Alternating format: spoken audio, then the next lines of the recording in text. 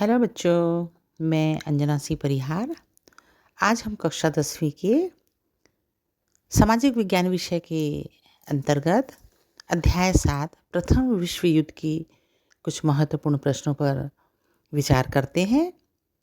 अक्सर ये प्रश्न बोर्ड परीक्षा में पूछे जाते हैं। आइए देखते हैं पहला प्रश्न।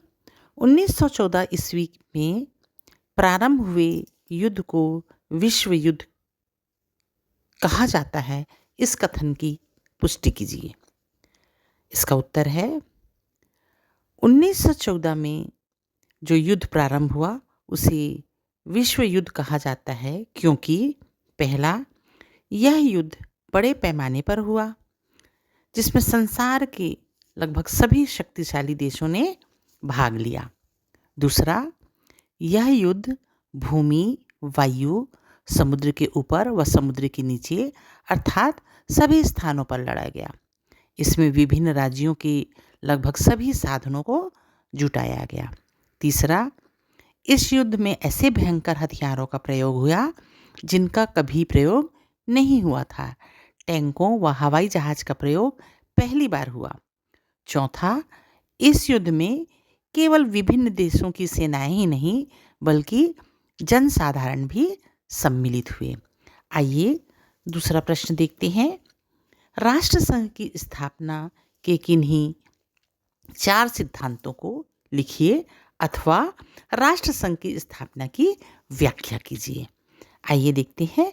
राष्ट्रसंघ की स्थापना सन 1920 में जिनेवा, जो स्विट्जरलैंड की राजधानी है, में राष्ट्रसंघ की स्थापना की गई, जिससे अपेक्षा थी कि वह देशों के बीच झगड़ा को शांतिपूर्वक तरीके से निपटारा करेगी और उनमें स्वास्थ्य, श्रमिकों की दशा, खाद्य सुरक्षा आदि विषयों के विकास के लिए मदद करेगी।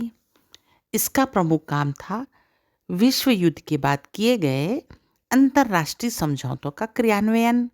उदाहरण के लिए वर्साय समझौते के अंतर्गत सार क्षेत्र और डेम्जिंग पट्टी, जिसे पोलैंड को समुद्र तक पहुंचाने के लिए दिया गया था, का प्रशासन राष्ट्रसंघ को देखना था।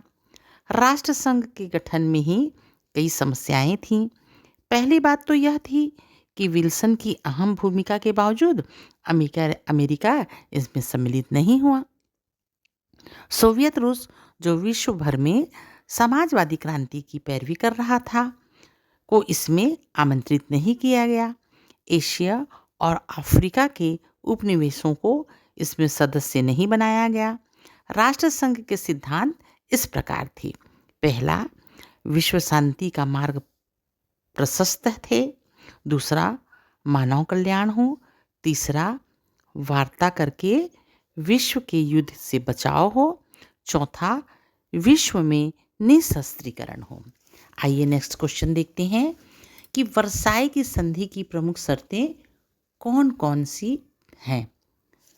पहला, अफ्रीका में जर्मनी के जो उपनिवेश थे उन्हें राष्ट्रसंघ के संरक्षण में ले लिया गया और राष्ट्रसंघ ने उन्हें ब्रिटेन, फ्रांस व पुर्तगाल के हवाले कर दिया।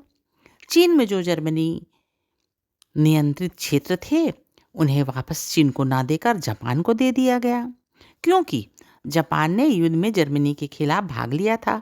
इस प्रकार 19वीं सदी में जर्मनी ने जो उपनिवेश हासिल किए थे वे अब जर्मनी के हाथ से निकल गया। दूसरा, संधि में कई शर्तों के अंतर्गत जर्मनी का निशस्त्रीकरण किया गया। उसकी सेना को 1 लाख सैनिक तक सीमित किया गया। उसकी तोप, पनडुब्बी, युद्धपोत तथा हवाई जहाज को नष्ट कर दिया गया। फ्रांस की सीमा में लगी हुई पट्टी राइनलैंड में जर्मनी सेना का प्रवेश वर्जित किया गया। कुल मिलाकर यह प्रयास था कि जर्मनी के पास फिर से आक्रमणकारी सेना ना बचे।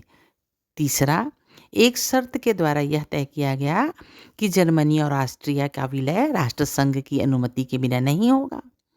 एक संधि के माध्यम से ऑस्ट्रिया और हंगरी को अलग किया गया और इसके अधीन रहे कई प्रदेश के लोगों को स्वतंत्र राज्य गठित करने दिया गया। इस तरह सबसे अधिक प्रभाव ऑस्ट्रिया पर पड़ा, जिसके पास केवल कृषि प्रधान देश रह गया और आर्थिक विकास के अन्य संसाधन नहीं रहे।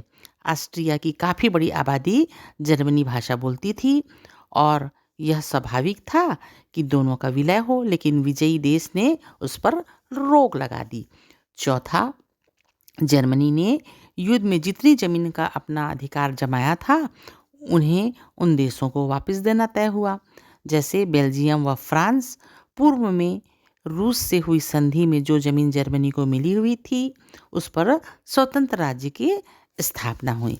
आशा करती हूँ आपने बहुत ही साधारण शब्दों में इन प्रश्नों के उत्तर को समझा होगा। धन्यवाद बच्चों।